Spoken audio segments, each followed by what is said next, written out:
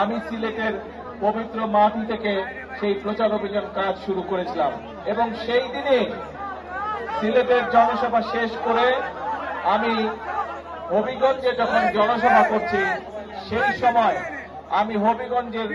জনসভার মঞ্চ থেকে বলেছিলাম যে বিএনপি যদি সরকার গঠন করতে সক্ষম হয় ইনশাল্লাহ, তাহলে আমরা আমাদের চা বাগান শ্রমিকে যে সকল মায়েরা কাজ করে তাদের জন্য আমরা ফ্যামিলি কার্ড দেব।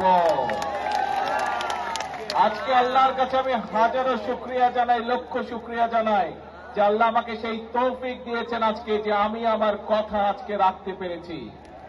আমি আজকে আমার সরকার যে কথা আমি দিয়েছিলাম, আমার সরকার আজকে চা বাগানের শ্রমিকদের যারা নারী শ্রমিক আছেন তাদের কাছে আমরা ফ্যামিলি কার্ড পৌঁছে দিয়েছি আজকে। হ্যাঁ, আমরা হয়তো আজকে সবাইকে দিতে পারিনি, কিন্তু ইনশাল্লাহ আগামী 1 বছরের মধ্যে আমরা প্রায় সকল নারী শ্রমিকের কাছে, চা বাগানের সকলের কাছে আমরা ফ্যামিলি কার্ড পৌঁছে দেব ইনশাল্লাহ। তো ভাই বোনেরা, বিগত 17 তারিখের ফেব্রুয়ারি 12 তারিখের নির্বাচনে